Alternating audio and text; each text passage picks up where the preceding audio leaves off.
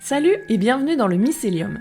Je m'appelle Claire et sur ce podcast, je te partage mes lectures et mes apprentissages pour nourrir nos réflexions, décristalliser nos idées reçues, se mettre à la page sur les questions de féminisme, de diversité et d'inclusivité dans toutes leurs ramifications.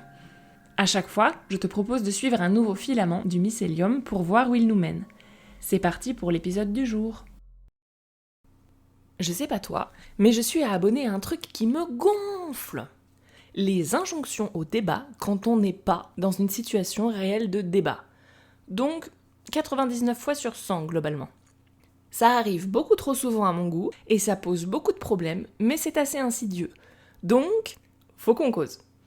Et prépare-toi une bonne tisane parce que j'en ai des choses à dire. Petite précision pour la route avant de commencer, c'est le genre de sujet typiquement mycélium, c'est-à-dire qu'il va y avoir des ramifications dans tous les sens. Donc, pour éviter les épisodes de 3 heures, il y aura forcément des sujets sur lesquels on va glisser un peu. Le bon sens, la colère, l'école, le temps, pour ne citer que cela. Ce qui ne m'empêchera pas, bien sûr, de les décortiquer plus tard dans d'autres épisodes.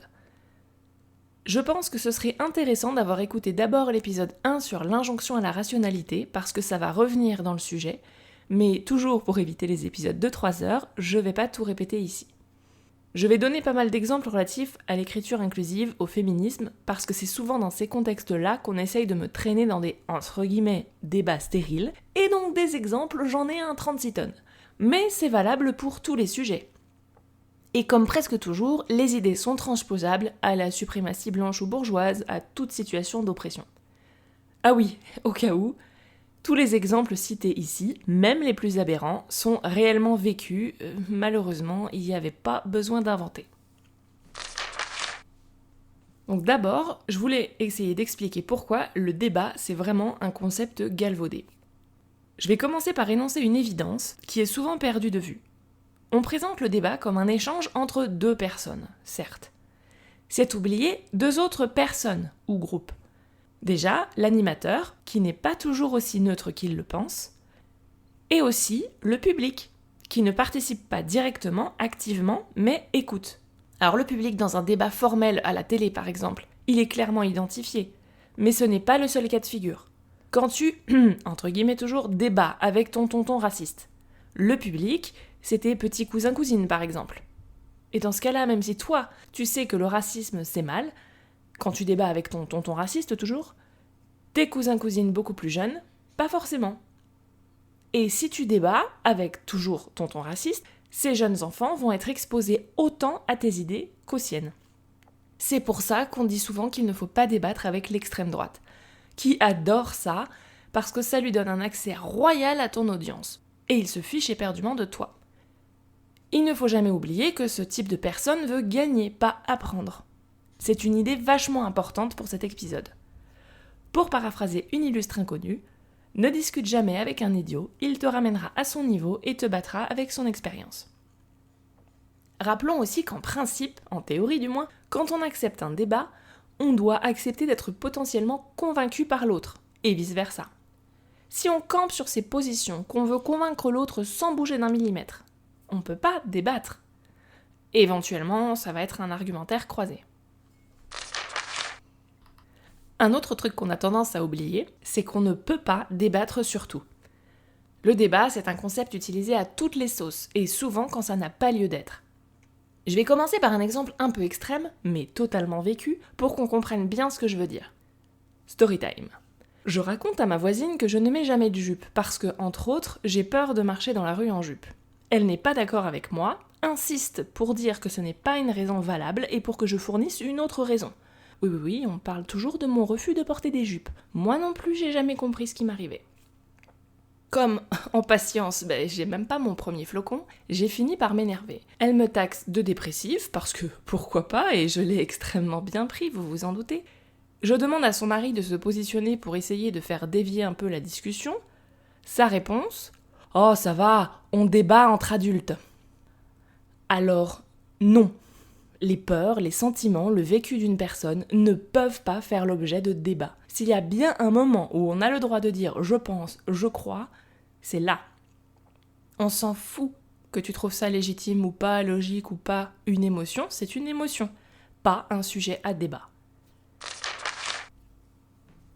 Émotion, le mot-clé est lâché. Un débat, c'est censé être rationnel, froid, logique. Je te renvoie à l'épisode 1 où j'explique pourquoi tout ça c'est une vaste connerie.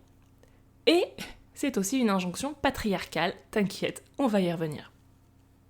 Perso, je suis très émotive. Dès que je m'énerve, je pleure, et je suis certainement pas la seule. Et comme on ne nous a pas appris que les pleurs peuvent aussi être un signe de colère et de force, ça sème vite le trouble. Bref, tu peux avoir les meilleurs arguments du monde, que dis-je, les seuls arguments autour de la table. Si tu lèves un peu trop la voix, un peu trop aiguë, si tu lâches une larme, eh ben c'est foutu. T'es hystérique, bien sûr. Et ça avantage qui, ça ? Eh ben, la partie de la population à qui on a appris dès le plus jeune âge à étouffer ses émotions. Patriarcal, on vous dit. Dans un débat, on n'est pas à The Voice. On sait qui on a en face de soi. Ce n'est pas deux individus sans figure, ni passé, ni genre qui causent. Et ça, le profil de la personne compte aussi dans le débat. Donc je résume. Le débat est présenté comme le truc le plus rationnel du monde, mais en fait, l'émotionnel joue un grand rôle. De plus, et ça c'est mon avis, je ne pense pas qu'on puisse débattre avec des gens qui sont dénués d'empathie. Des gens qui vont nous considérer comme inférieurs parce que femmes, racisées, jeunes, ou parce qu'on ne s'exprime pas de façon savante, etc. D'ailleurs, ce sont souvent les gens qui se croient les plus rationnels qui vont tomber dans l'émotionnel sans s'en rendre compte. Oui, parce que quand le stress ou la colère te fait pleurer, monter d'une octave, devenir toute rouge, tu sais que tu as une réaction émotionnelle. Félicitations, tu es humaine. Par contre, quand tu te crois rationnel et logique, tu oublies que tu es aussi dans l'émotion. Les émotions, c'est un peu comme dire « la pub, ça marche pas sur moi ». Ça te rend le pigeon idéal parce que tu ne peux pas t'en protéger. Dire que tu n'es pas soumis à tes émotions, ça ne rend pas les choses vraies pour autant. D'autres fois, les émotions sont instrumentalisées consciemment, toujours sous couvert de faire triompher la rationalité contre ces wokistes hystériques, bien sûr. Quand ça les arrange, la plupart du temps pour discriminer quelqu'un, on va aller débattre sans se baser sur des faits. Typiquement, les débats sur l'immigration.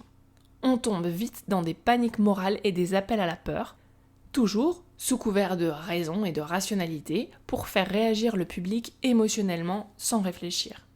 Là, l'appel à l'émotion est justifié parce que la personne en face, dans le cadre de mon exemple sur l'immigration, ça va être celle qui dit que c'est pas les étrangers le problème, cette personne est jugée déraisonnable, irresponsable. Pensez donc, traiter des êtres humains comme des êtres humains, quelle drôle d'idée.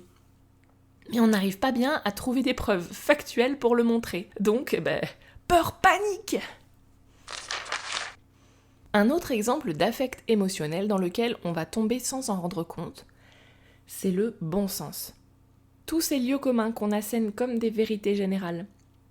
Par exemple, il faut travailler pour vivre. Un enfant a besoin d'un papa et d'une maman. Le masculin fait le neutre. Il y en a plein comme ça. Ces phrases, à force d'être répétées, elles finissent par devenir des prophéties autoréalisatrices. Le bon sens, c'est l'ordre. Ça sert à perpétuer le statu quo. Les conservateurs adorent. Et si tu en déroges, tu es idéaliste, que dis-je, activiste, et tu manques de bon sens. Donc ça ne sert à rien de discuter avec toi. Les gens qui ont du bon sens savent mieux, c'est QFD. D'ailleurs, l'âge les a rendus mécaniquement plus sages. Combien de fois je l'ai entendu celle-là ? Encore une belle connerie, pas du tout absolue. Désolée. La valeur n'attend pas le nombre des années. Ce qu'on considère comme du bon sens est culturel. Il n'y a pas un bon sens absolu universel, donc on peut carrément le contester en théorie. C'est avec ces histoires de bon sens qu'on va se retrouver avec des, toujours entre guillemets, débats aberrants entre, d'un côté, un sociologue qui a passé des mois sur un terrain à faire des entretiens et tous ces trucs de sociologue, et de l'autre, un éditorialiste sorti d'on ne sait d'où qui va sortir « moi je pense pas, je suis pas d'accord parce que 3615 Institut du doigt mouillé, cette référence trahit mon âge, parce que ce que dit l'éditorialiste, c'est du bon sens, voyons ». Je me rappellerai toujours ma prof de français qui écrivait en rouge sur nos copies au lycée « Pas de généralisation abusive ou de vérité générale ». Une très bonne ligne de conduite à tout point de vue, à mon avis. Comme je le disais en début d'épisode, le débat est une arme patriarcale aussi. On en revient toujours et encore au même problème. le masculin qui se prend pour neutre et universel. C'est du bon sens, enfin. Ce qui fait qu'on ne peut pas débattre avec des hommes plus âgés, en fait. Surtout quand ils n'ont pas eu un minimum d'éducation féministe. Parce qu'ils ont tellement intégré cette histoire de masculin neutre, et de femme hystérique, que c'est devenu une seconde nature. D'un côté, ils vont peut-être prétendre débattre avec toi, du genre « on est à égalité », mais en arrière-plan, ils vont abuser de leur privilège, qui est tellement ancré que c'est souvent inconscient, pour te faire passer pour une hystérique ou une gamine. Ils vont s'ériger en arbitre de ce qui est vrai ou faux, de quels arguments sont recevables ou non. On ne peut pas être jugé parti normalement. Mais si on tend un peu l'oreille, on se rend vite compte que dans la tête des mecs qui t'assènent que le masculin l'emporte, ça donne vite « je suis masculin, donc je l'emporte ». Le masculin est neutre, ça donne vite « je suis masculin, donc je suis neutre ». Et bien sûr, neutre, c'est mieux. Quand bien même leur dernier cours de français date d'il y a 50 ans, peu importe. Quand bien même leur argumentaire, c'est un condensé des paniques morales vues à la télé, peu importe. Si la télé le dit, c'est que c'est vrai. Quand bien même ils te sortent des conneries du genre autrice, c'est un néologisme barbare qui n'a rien à voir avec actrice. L'Assemblée nationale ne fait pas de proposition de loi. Quand bien même toi de ton côté tu cites des sociologues, des anthropologues, c'est des conneries tout ça, ça sort d'où? Ne jamais oublier le petit ton condescendant qui va avec. Ils sont des hommes, ils ont l'âge d'être ton père, donc ils savent mieux et tout. Je cite toujours verbatim, bien sûr. L'argument infantilisant ultime quand ils sont incapables de te contredire avec les fameux sacro-saints faits et la raison. Ouais, là on est niveau petite section de maternelle niveau argumentaire. Mais le pire, c'est que si tu ne leur exploses pas à la figure, en bonne hystérique, ça marche. Plus sérieusement, je te conseille de renvoyer le tut à un homme qui a l'âge d'être ton père. C'est rigolo, tellement ils sont pas prêts à ça. On a ce cliché du débat super agressif sur les plateaux d'éditorialistes qui ont la flemme de créer du vrai contenu. Et c'est une situation bien réelle. Mais il ne faut pas oublier que la vraie violence, ici patriarcale, peut s'exercer avec un ton très bienveillant, et paternaliste pour le coup, ou un petit tut condescendant, avec le sourire toujours. Et cette violence du sexisme prétendument bienveillant, j'avoue que je n'aime pas du tout ce terme, elle est bien plus insidieuse. C'est facile de faire un concours de hurlement avec quelqu'un qui te hurle dessus. J'ai dit facile, pas productif, on est d'accord. Par contre, face à un mec bien sûr de lui, calé dans sa chaise, avec un grand sourire, un mec que tout le monde connaît mieux qu'on ne te connaît toi, privilège de l'âge, tu passes très vite pour l'hystérique agressive de service et personne ne va t'écouter. À part les autres féministes hystériques de service, bien sûr. Et dernier petit détail niveau arme patriarcale, on en avait déjà parlé, mais le charisme, c'est une des formes fondamentales de domination. C'est l'ingrédient qui pose vraiment problème dans les élections et dans les débats en général. Parce qu'on va avoir tendance à écouter la personne la plus charismatique. Ou le plus beau.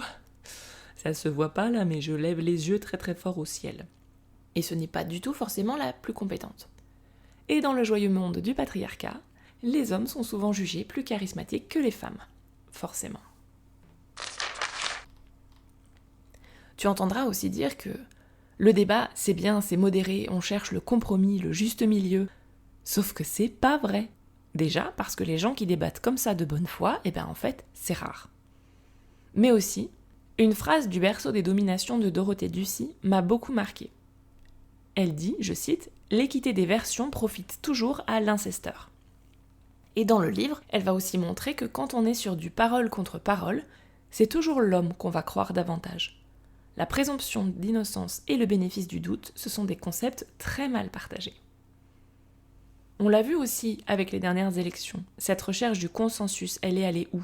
Elle a été très galvaudée, soi-disant qu'il n'aurait pas fallu froisser les électeurs du RN. Mais ça aussi, ça pose problème. Au nom d'un débat, entre guillemets, rationnel et logique.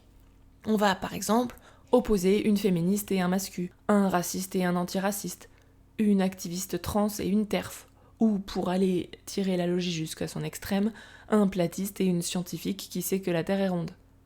Et ce débat va prétendre équivaloir, au nom de la rationalité et du juste milieu, une pensée construite et basée sur des faits d'un côté, avec une théorie du complot ou un discours haineux ou discriminant de l'autre.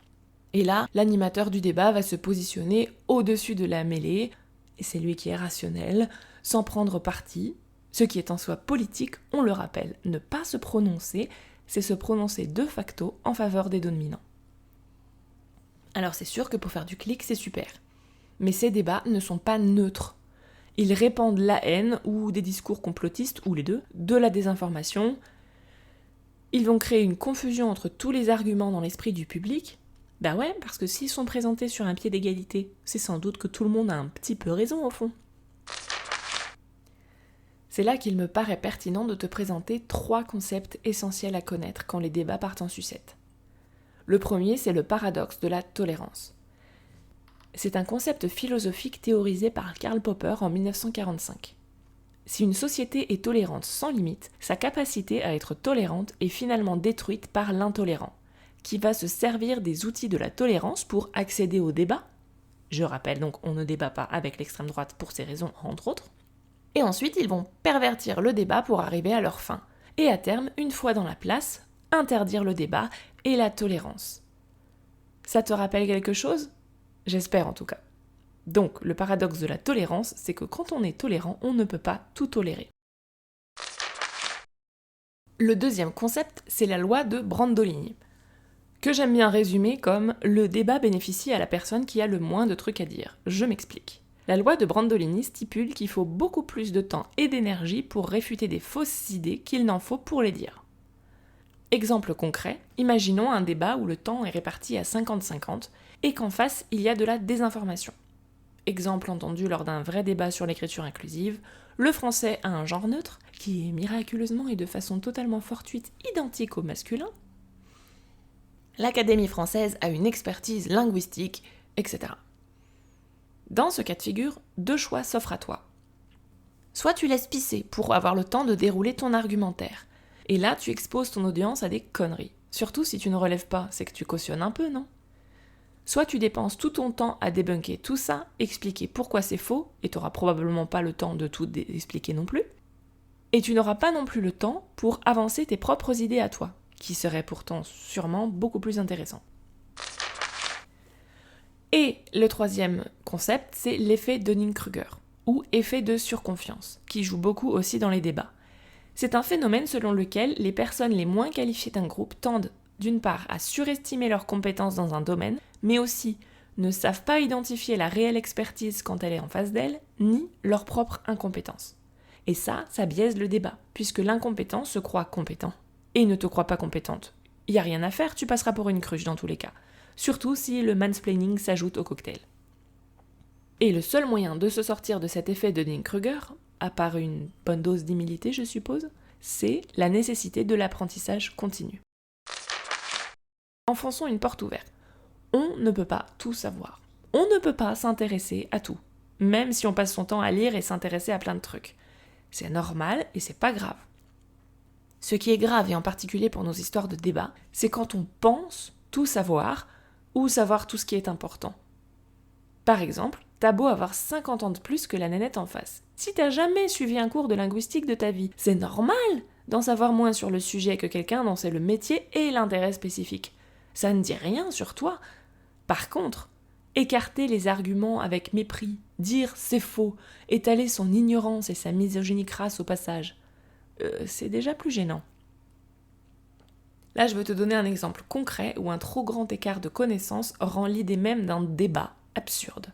Ce qui n'empêche pas l'autre d'exiger un débat, et effet Dunning-Kruger à fond les ballons. Anecdote. Essayant, en vain et très stupidement, je le reconnais, de calmer le Jean-Michel docteur en linguistique du jour qui enrageait contre, entre guillemets, la manipulation artificielle de la langue. Je lui ai donc demandé quelle était la différence entre, d'un côté, Clément Marot, poète et népo-baby du XVIe siècle qui a bricolé au scotch l'accord du participe passé avec avoir, donc ça c'est bien, parce que c'est vieux, et de l'autre, Alferraz, chercheur à la Sorbonne, qui fait des propositions de grammaire neutre pour créer une discussion. Et ça, c'est donc un barbarisme, une aberration, que sais-je. Alors évidemment, j'ai jamais eu la réponse à ma question, et c'est normal en même temps. Dans cette histoire, moi, je sais tout ça, parce que c'est mon job, je me renseigne, que ce soit sur l'histoire de la langue ou ses évolutions futures. Mon Jean-Michel, moi, il prétend tout savoir, mais il ne connaît ni Clément Marot, ni Alferraz. Il ne sait pas de quoi je parle. Il faut dire que j'avais arrêté de jouer réglo à ce stade. Mais comme on est sur un faux débat de mauvaise foi, et plutôt un débat d'ego, au lieu de dire « Ah bon, la règle complètement chelou du participe passé avec avoir n'a pas évolué comme ça naturellement, je l'ignorais » ou « C'est qui Clément Marot et Alferraz ?» Ce qui ferait une conversation bien plus intéressante que « Ouais, autrice, c'est moche », avouez-le. Mais sa fierté le pousse à tomber dans le mansplaining de compétition, affirmer que l'accord du participe passé c'est simple et logique, sans jamais donner la preuve qu'il la maîtrise, cette règle à la con, que ça n'a rien à voir et que, de toute façon, c'est bien des discours d'activistes. Aucun intérêt. Si on n'est pas dans une démarche d'apprentissage tout au long de la vie, on peut aussi avoir appris des trucs qui ont été réfutés depuis. Genre le concept de mal alpha ou d'instinct maternel.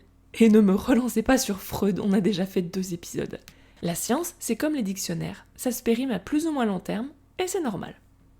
Des fois aussi, on pense savoir des trucs parce que c'est crédible dans notre vision du monde, mais on se trompe en fait. En histoire, on parle notamment de problème Tiffany, quand quelque chose nous paraît faux alors qu'historiquement c'est vrai. Par exemple, penser que Tiffany est un prénom moderne alors que pas du tout.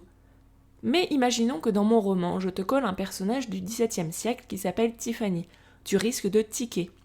Et aussi de douter de la crédibilité de mes recherches historiques de manière générale. C'est ça le problème Tiffany. Tu ne sais pas que tu ne sais pas.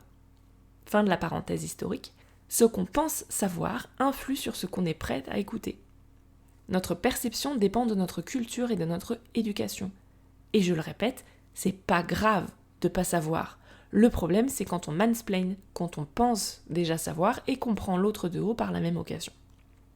Par exemple, tu crois peut-être que autrice, l'accord de majorité pour les adjectifs, c'est des barbarismes, des horreurs du XXIe siècle. On accorde au masculin parce que c'est comme ça et ça a toujours été comme ça. Eh ben non. Mais quand on trouve que éducation, c'est un gros mot. Essaye, je te jure, ça déclenche des crises d'apoplexie ce mot. C'est la kryptonite des vieux patriarches. Si on pense qu'on sait plus de choses parce qu'on est plus vieux, quand on arrive à un débat avec des idées bien arrêtées, on n'écoute pas et on rejette tous les arguments qui ne rentrent pas dans le biais de confirmation. Autre exemple, repense à l'histoire de Hannah Oh et Bertha Pappenheim, qu'on avait vu dans l'épisode 12. Longtemps, on a cru Freud, et merde, on a parlé de Freud finalement. On a cru Freud sur parole, puis l'histoire a été mise à jour. Ce n'est pas sujet à débat, sauf éventuellement entre spécialistes, mais c'est pas de ça qu'on parle. C'est pas du révisionnisme, c'est pas un délire féministe ou que sais-je, c'est l'évolution de la science historique. Et se cramponner à l'ancienne version des faits, c'est pas du débat, c'est de l'entêtement. Là, je voudrais te présenter plusieurs facteurs qui faussent la présumée équité du débat. Le premier, c'est la rhétorique, l'éloquence. C'est le nerf de la guerre du débat, pas les faits comme on a tendance à le dire. Et ça crée forcément un déséquilibre entre qui maîtrise et qui ne maîtrise pas ces techniques. On parle en général de capital social et culturel. C'est du classisme basique. Si tu as fait des cours de débat, de rhétorique, de prise de parole, d'expression de manière générale, tu as un avantage quand tu dois t'exprimer en public. De même, il faut de l'entraînement pour identifier les raisonnements boiteux, surtout quand ça va vite. Un débat, souvent, ça fuse dans tous les sens. Et contrairement à ce qu'on peut penser avec ces histoires de rationalité, dans un débat, la forme va souvent compter autant, voire plus que le fond. Si tu as d'un côté un homme blanc d'âge moyen qui a fait de longues études, a l'habitude de l'exercice, fait des longues phrases un peu pompeuses, et en face, une jeune femme qui bafouille avec une petite voix, quand bien même l'homme raconte des âneries ou fait preuve de mauvaise foi et pas son opposante. Instinctivement, on va faire plus confiance à l'homme sûr de lui. Toujours question de charisme et de bon sens. Bonus, si l'interlocutrice ne parle pas le français de France. Parce que l'impérialisme linguistique et la glottophobie, c'est-à-dire le fait de discriminer selon l'accent, jouent aussi en faveur de certaines personnes. Il faut aussi faire attention aux arguments fallacieux, qui peuvent paraître empreints de bon sens quand on n'y prend pas garde, raison pour laquelle ils peuvent être redoutables auprès de ton auditoire. Je vais pas citer tous les types de sophismes parce qu'il y en a plein et tu trouveras plein de contenu sur internet, mais quelques exemples croisés récemment. L'homme de paille, qui consiste à présenter l'argument de l'autre de manière volontairement erronée pour décrédibiliser. Exemple. Bonjour.e.s, c'est débile. Alors oui, mais ça n'existe pas en fait. Mais le résultat de cet homme de paille, c'est que dès la première phrase, tu es passé pour une idiote, et loi de Brandolini oblige, il te faudrait 5 minutes pour expliquer qu'on n'accorde pas les adverbes. Mais t'inquiète, on ne te les donnera pas, ces 5 minutes. Autre exemple de sophisme, le vrai écossais. Alors, l'énoncé est un peu compliqué, mais t'inquiète, on va expliquer avec un exemple. Le vrai écossais consiste à réaffirmer une généralisation qui vient d'être réfutée avec un contre-exemple, en prétendant que cet exemple ne correspond pas à la généralisation initiale. Donc, un exemple. Généralisation initiale. L'écriture inclusive, c'est une aberration, c'est illisible. Contre-exemple. Ah bon? Bonjour tout le monde, mesdames, messieurs, c'est pas compréhensible? Vrai écossais. Ah non, ça ce n'est pas de l'écriture inclusive. Le vrai écossais s'accommode très bien avec un petit verre de mansplaining. Il y a plein de sophismes comme ça, je te laisse creuser de ton côté si ça t'intéresse. Les outils de la réflexion, c'est encore un truc qu'on pourrait davantage apprendre à l'école au lieu d'apprendre bêtement des trucs par cœur pour avoir des bonnes notes et les oublier ensuite. Autre facteur qui fausse le débat, le temps. Ah, le temps, encore un sujet passionnant qui pourrait nous tenir 10 épisodes. Donc on va faire court pour aujourd'hui. L'autre souci des débats, c'est que tu dois réagir à chaud. Les éditorialistes font même carrière là-dessus. Mais pour bien débattre, il faut d'abord s'éduquer pour se faire un avis. Histoire de pas dire trop de conneries, il faut s'entraîner à la rhétorique aussi. Que ce soit lire, écouter des conférences, des podcasts, peu importe la forme que ça prend ton apprentissage, dans le système actuel, c'est élitiste. Parce qu'on n'a pas le temps. On l'a bien vu avec la récente dissolution. T'avais 3 jours pour faire un programme et nommer tes candidates, 3 semaines pour en parler, et j'ai même lu des gens qui disaient « Arrêtez votre propagande !» alors que ça devrait être normal de réfléchir 2 secondes avant de commettre un acte aussi important qu'un vote. Parce que personne n'a la science infuse. Mais dans ce système, c'est élitiste de demander de s'éduquer avant de parler. Selon notre milieu, notre éducation, notre job, selon si on a des enfants ou des personnes à charge, on n'a pas le même temps disponible pour faire tout ça. Et on n'arrive pas sur un pied d'égalité au débat. Idéalement, il faudrait avoir le temps de la réflexion, de l'éducation, que ce soit pour les débats, pour voter, pour tout en fait. Mais le capitalisme nous confisque ce temps. Dernier facteur qu'il ne faut pas oublier dans le débat, c'est naïf de penser que les gens débattent par amour de la justice ou de la vérité. Repensez à ma voisine et à ses histoires de jupes. Elle s'en foutait que je me sois déjà fait courser alors que j'étais blessée et en jupe. Elle veut juste que je sois un peu plus féminine ou je sais pas trop pourquoi, j'ai pas demandé. Les gens peuvent être de mauvaise foi. Je le dis parce que c'est un piège dans lequel j'ai tendance à tomber. Ça paraît pas, mais sous mes kilos de sarcasme, je reste assez naïve. J'ai essayé de relever quelques signes de mauvaise foi, histoire de savoir quand sauter sur les freins et arrêter les frais du débat. La personne de mauvaise foi va rejeter ton argument sans élaborer. C'est pathétique, ça sort d'où, n'importe quoi. Les sciences sociales, c'est pour les faibles apparemment. Parmi mes préférés, ça n'a rien à voir. Quand tu viens de prouver que si, ça a tout à voir. Par exemple, si on supprime autrice, vu que c'est un soi-disant barbarisme, on supprime aussi actrice, puisque ça a la même racine. Soyons logiques. Mais Jean-Michel Docteur en linguistique, il aime bien lui actrice, donc ça n'a rien à voir. Quand on sait à quel point j'aime voir des interactions et des liens partout, ça n'a rien à voir, ça me saoule. C'est pour moi le niveau 0 de l'effort intellectuel. La personne de mauvaise foi va aussi faire feu de tout bois. Ah, on ne peut pas disqualifier autrice si facilement parce que tu t'y accroches comme à ton premier doudou et que tu as réponse à tout. Ouais, je peux être chiante des fois quand j'ai décidé. Pas grave, il va décréter que autrice, ça sert à rien comme mot, puisqu'on a déjà femme de lettres. Et quand tu lui rappelles que l'expression homme de lettres existe, eh ben non, ça n'existe pas, parce que pourquoi pas, j'ai raison, tout. Et sinon, la personne de mauvaise foi ne va carrément pas du tout écouter ton argument, ni y répondre, et embrayer sur la panique morale suivante. La surdité passagère, quand même. On en revient au débat comme arme patriarcale. Quand tu es face à quelqu'un qui s'arroge le pouvoir de décider de ce qui est légitime ou pas, qui écoute tes arguments avec la même tête que quand tu fais réciter sa leçon à un môme en vérifiant que c'est bien marqué comme dans son cahier. Mansplaining en plus. Tu ne peux pas discuter, même et surtout si tu as raison. Du coup, on débat jamais ? J'imagine qu'on peut débattre de certains trucs. Déjà, il y a les débats entre scientifiques qui sont bien évidemment nécessaires, mais on parle pas de ça ici. Sinon, on peut éventuellement débattre sur des détails, mais pas sur le fond. Par exemple, je veux bien débattre de la pertinence d'une grammaire neutre, du point médian, j'en sais rien, mais pas de la pertinence de l'écriture inclusive, pas de l'histoire de la langue française ou de la compétence prétendue de l'Académie française. Moi, j'ai besoin d'avancer, pas de rester coincé dans les années 2010 ou 1710. Pour moi, c'est acté que tout ça, ça s'inscrit dans le féminisme en général. Autant débattre de la pertinence du féminisme, pour moi, c'est non. Et pour toi, ce sera pareil avec tes valeurs fondamentales, quelles qu'elles soient. Au-delà de ça, je veux surtout insister sur le fait qu'on n'est pas obligé de débattre, du tout, jamais, parce que le jeu est truqué de toute façon, et tu ne dois ton temps à personne. Sinon, au lieu de débattre perpétuellement, on pourrait, je sais pas moi, discuter, faire preuve de nuance.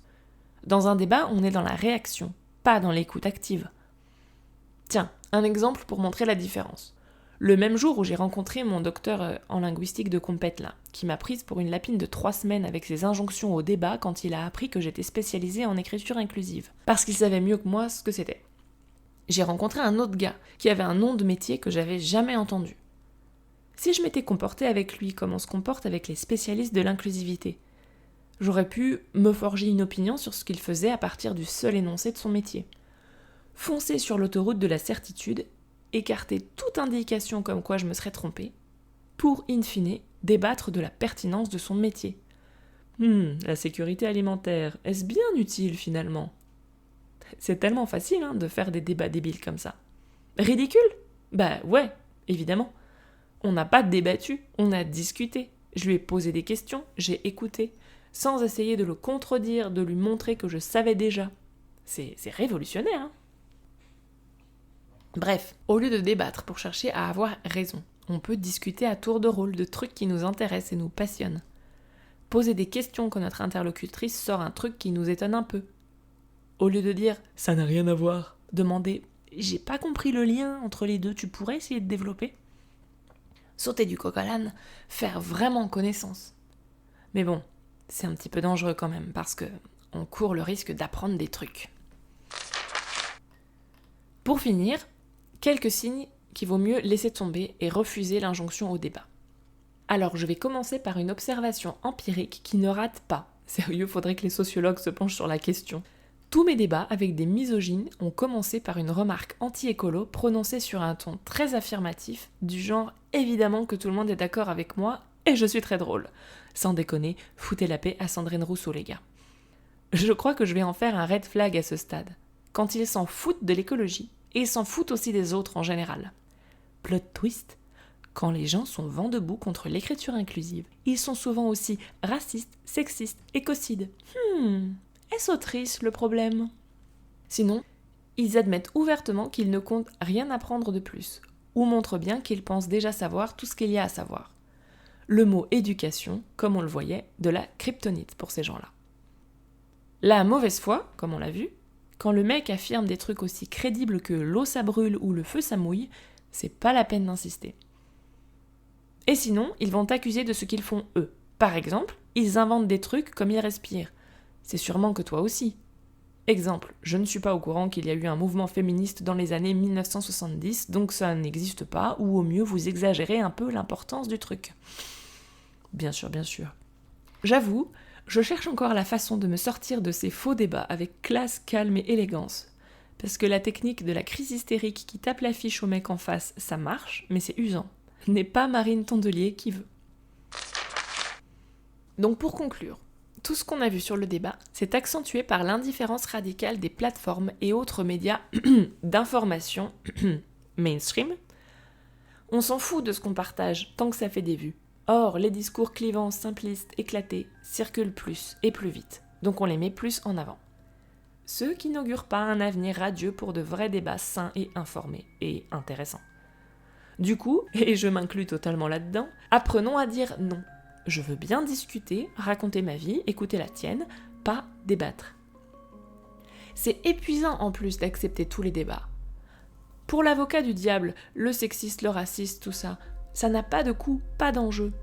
Mais toi, quand tu débats pour justifier ton existence, ou celle de gens qui te sont chers, ça a un coût émotionnel énorme. Et en plus, on va te rétorquer que t'as pas d'humour, faut poser son cerveau si tu refuses de rigoler quand on fait des blagues sur fond de « les féministes méritent d'être violées ». Le rire aussi, c'est politique. Et si t'as besoin de vider ton sac, viens me raconter le pire faux débat dans lequel on a essayé de te traîner dernièrement. Sinon, je te dis à la prochaine fois. M'ont inspiré pour cet épisode. Alors, peu de sources livresques parce que cet épisode est essentiellement basé sur des idées notées à droite à gauche depuis des années sur le sujet. Ouais, ça fait un moment que ça me travaille, ça explique la durée de l'épisode.